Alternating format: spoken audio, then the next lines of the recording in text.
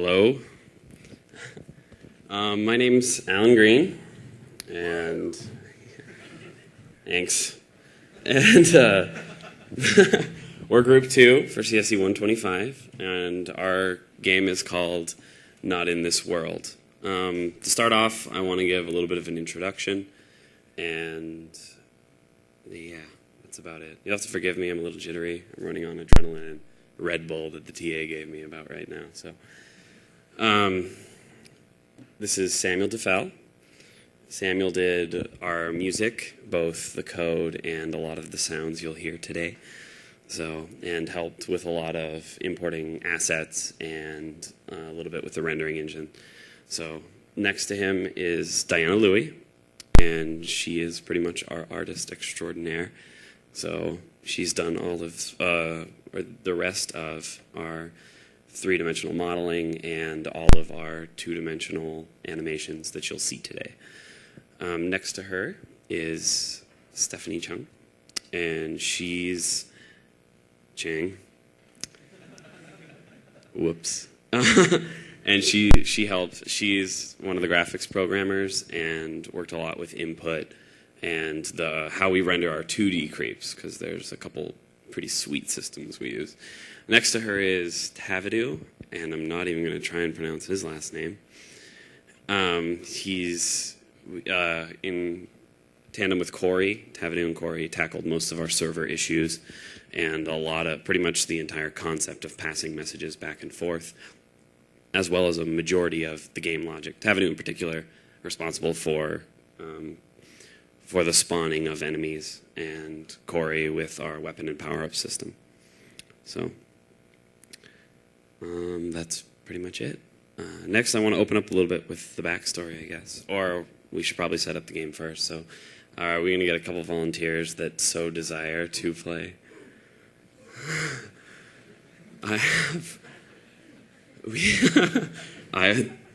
The grunting guy in that front one's gonna totally get it, and I think we're gonna go ahead and go with the gentleman there, because they had a game too that they couldn't present today.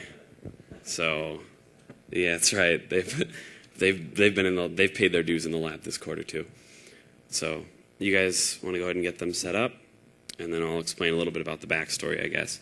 So our game's called Not in This World, and it's about, let's start there. It's about, you've got two realms. You've got the three-dimensional realm, and you have the two-dimensional realm. And due to the advent of movies, three-dimensional video games, stuff like that, the two-dimensional realm is currently experiencing a Great Depression. They've got unemployment's at an all-time low, depression, is everywhere, nobody's happy, so on and so forth. So the king of the two-dimensional realm, because 2D is old school, so it fits that they're a monarchy,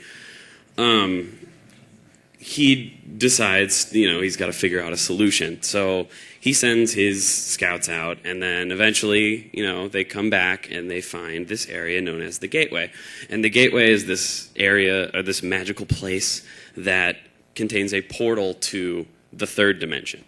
So about the same time in the third dimension, which is as we all live here, we also discover this gateway and notice that with this giant onslaught of people that are coming and trying to, pretty much invade our space, that we've got to send people out to stop them. So your player is a three-dimensional character that's come through the gateway into this more or less two-dimensional world to keep these people from entering your home. So that's all of it in a nutshell. So, are we ready to go? Oh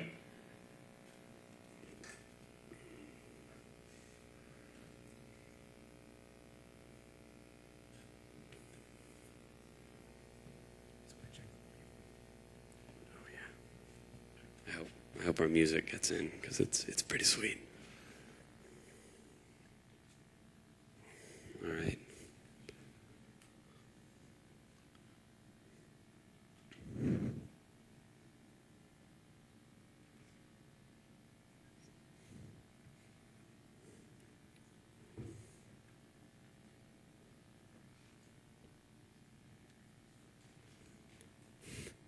Okay. Okay. That's right. All right. So you rub some funk on it, Sam. That's right. All right. So our game, as you can see, is a first-person shooter. You've got everybody who else is also the three-dimensional people who are kind of in their little spacesuits and spaceships. So they came a little bit over-prepared. They weren't quite sure what the two-dimensional realm had waiting for them. So they've, got all their own individual things. So what we have as a concept is these enemies that are coming out are going to go ahead and pretty much try and walk towards the portal. There's portal health in the top left, so if an enemy ever enters the portal, you'd like to show us it. There you go. So if an enemy ever manages to actually enter the portal, it'll decrement from the portal health. And it's a communal system that's shared between all the players. So it's an 100% cooperative game.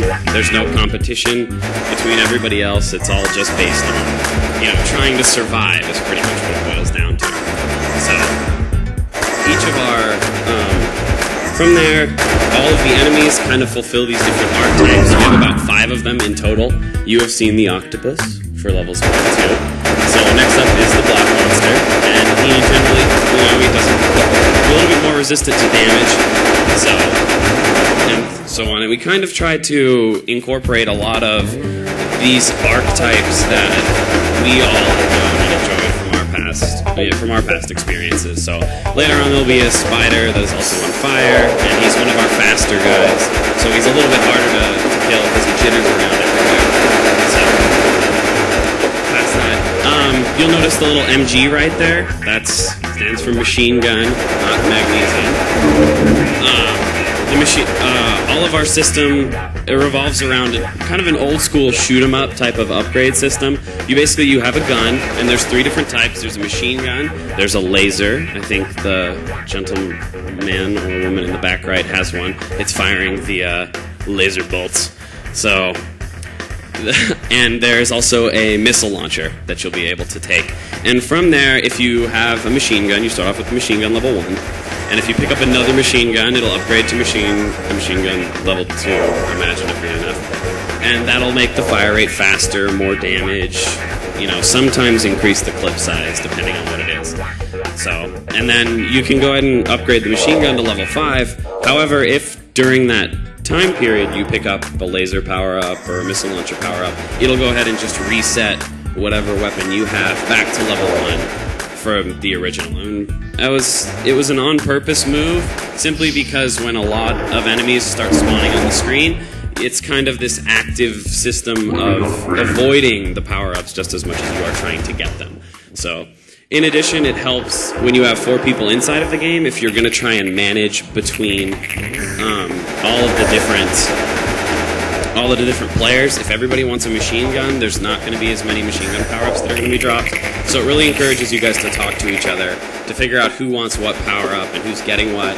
Because if everybody has a level 2 machine gun, you're just flat out not going to do as great. So, Thavidu now has the missile launcher.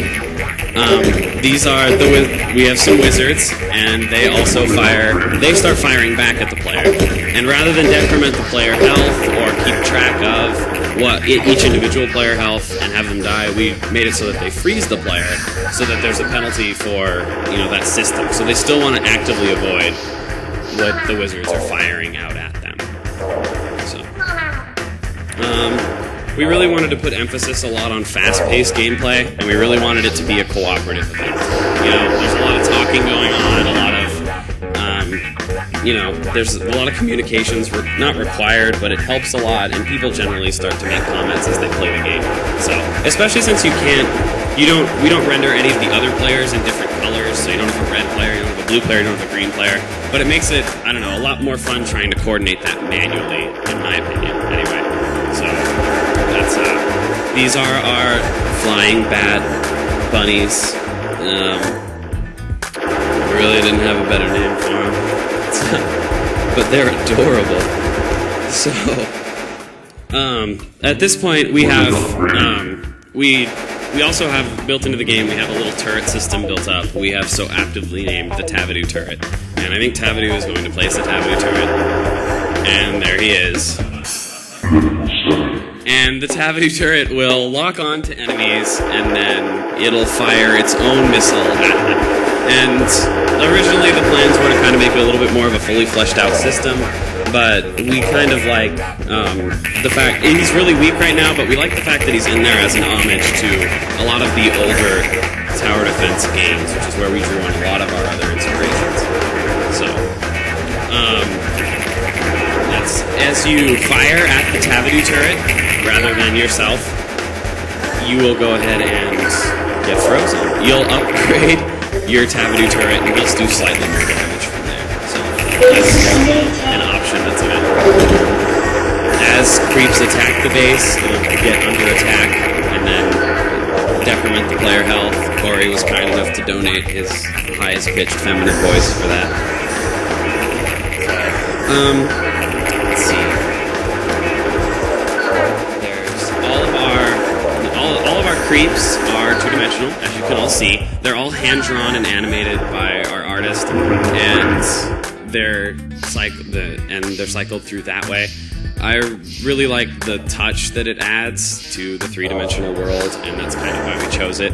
A couple of the challenges that we had in engaging a two-dimensional this kind of system is that you have to deal with collisions for two-dimensional objects, and in addition, you have to kind of handle how it is that you want to show them to the player. If you make it so that you walk around, then you don't see them from the side, it causes a lot of issues when you have a bunch of enemies coming from the middle. So one of the QA things we quickly found out. So we managed to organize a system in which the creature, it's known as billboarding, but what happens is the two-dimensional object always faces the player. So even when they move away, they move backward, they move forward, it'll look like they're always facing you, to kind of give you that slightly creepy vibe, too. But at least you know where your target is. So I like it a lot. Sam's done a majority of our modeling and a lot of the different three-dimensional objects that you see inside of our game. So, as you can see, we are now on level 7, I'm gonna guess. But difficulty ramps up quickly. Your player health just went to 0, which is when we'd normally show you the game over and you lose screen. But for demo purposes, we kind of took that one out because we'd like to show you guys a lot more what's going on. So, that's, it's really encourages teamwork. You're not going to get very far if you and your players and your friends aren't really coordinating who's taking care of what. Because a lot of times you'll all be fighting on the ground, and then all of a sudden you'll see enemies come from the sky, and if you're not talking together, and you're not communicating, which is one of the core values we like about video games, and something that, it should encourage communication and talking among, your friends and whoever it is you play the game with. So if you're not doing that and really, engaging in the game and the world with the other players, then we decided that really was not what we wanted to go for. So, the music is all Sam all the time. It's 100% him right there.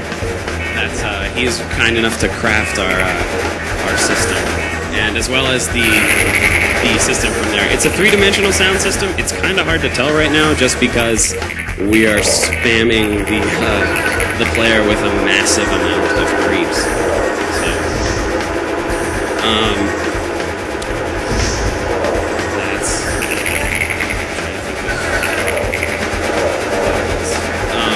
In the upper right corner, we've got a little mini-map going on. The mini-map will go ahead and show dots, and it's really tiny right now. I think we had a few issues scaling, to be honest with you. But the mini-map will go ahead and show these dots on the map for where all the creeps render.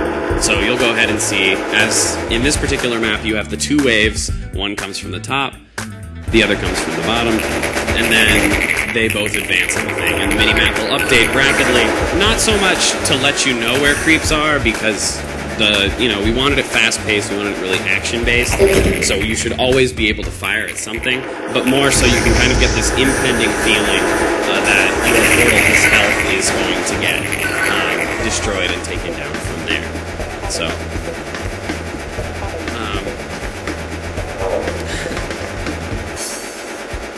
I think in making this game, we used a lot of.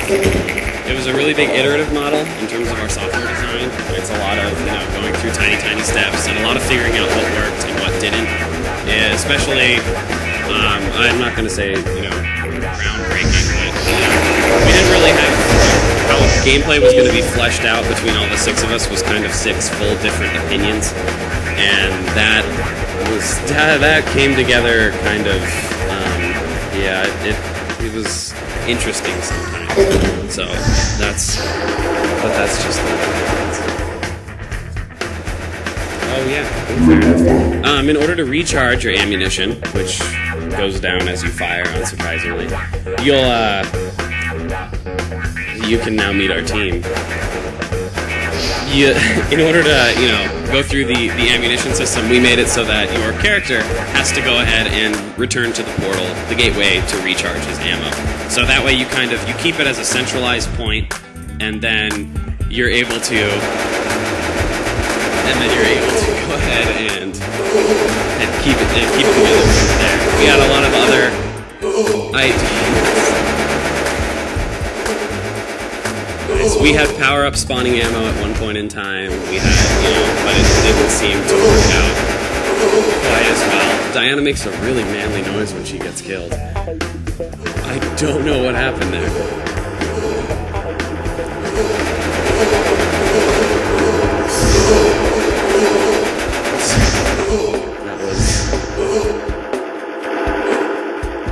That's pretty much it. This is the last level of the demo, so it's a little loud.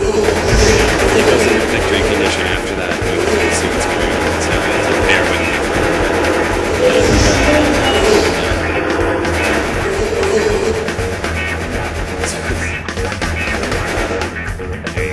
So once you go ahead and clear out the map, it renders everyone there.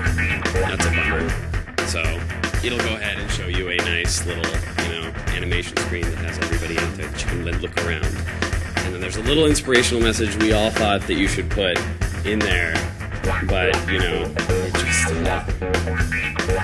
just goes from there. There you go. So that's pretty much what it boils down to. This happens whether you win or lose, by the way. So there's a moral to this story, and that is our game demo. So.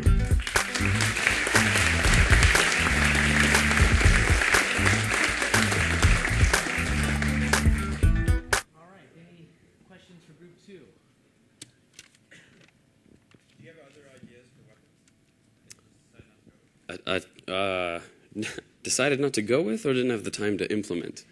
That's two entirely different questions. Yeah, we had a bunch of, ideas in the beginning that posed all sorts of fun challenges, like, a laser that's instantaneously, created rather than a single projectile that's then sent across, or, there were a bunch of ideas we passed around. It just seemed like we had, I think, 5 originally, and then once you kind of boil it down, we really wanted to. We made a lot of changes, and then we sat down and we played it, and it kind of, it's your baby, for the last 10 weeks. So when you bring people to test it, you're like, have fun, but seriously, don't mess it up. So it's hard, when people come and test it, it's hard as a creator to go ahead and say, do I really enjoy this? Or is what I put in there, just another thing? So when we managed to get some of our roommates, friends, etc., to come in and play the game and give us kind of this honest feedback in terms of us not saying anything and what was bad, what was not, what was good, and if you could change anything, no matter what, regardless of the technical limitations, what would it be? And then we kind of took those and then pared down our list of what we originally thought would be awesome weapons into pretty much those three archetypes of the machine gun, the missile launcher, and the turret, and then, or machine gun, the missile launcher, the laser, and the turret. So, and then to kind of keep that Because some people, some people like the faster firing rate of the machine gun. Some people like it the slower, and other people's kind of like how the missile launcher kind of lobs it like a Nerf gun out in the corner. So.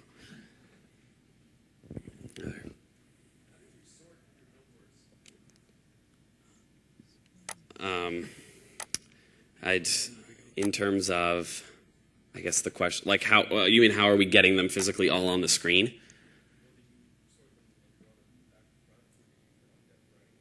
Oh, well, let's see. Yeah, we test on a depth basis, and then for each of the billboards, we'll go ahead and keep through. It'll go ahead and render behind or in front, and then based on whatever that function is from there. Yeah, and also, based on transparency and alpha testing, you'll go ahead and be able to grab whatever's behind you from there is how we go ahead and render them, if you will. Does that answer your question? All right. Yes. A lot of our inspiration are the Flash-based tower defense games. That's a lot. Yeah, there's this particular game called Crimson Land that, kind of references on, or that Thavidu and Cory really, really liked a lot, that we fit in from there. And I really liked the tower defense concept, how it's supposed to be strategic, how you're supposed to, you're kind of fighting against, it's more trying to figure out the system rather than trying to play against, a human player. And then once you finally figured it out, you're like, I've got it. So that's kind of our inspiration from there, and then controlling everybody else in a way to keep them all engaged and to keep them all going rather than, for those of you who aren't familiar with the tower defense games, it's generally a top-down view, and you place a tower or turret, and then the waves come, and then whatever your turret can kill, it can kill, and you just pretty much watch from there. So we really wanted a system that was more engaged and more fast-paced than that. So while people weren't worrying about some of the other nuances, like what weapon do I have and how much ammo I have, they still have, something to keep them busy, if you will. So we're children of the internet age, so it's definitely, you got to keep pictures in front of us. I told these guys it reminded me of a 3D version of Robotron 2084, and they said, what's that? Yes.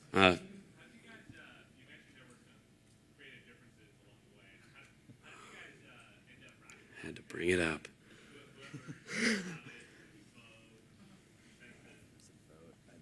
Yeah, mostly a vote. A lot. It's hard, especially when somebody's put their blood, sweat, and tears into a particular, not even feature, and then the other flip side is because our project is so large, and because everybody's split up, it's hard to make a full democratical vote on something when you're really not intimately familiar with the knowledge that's going on.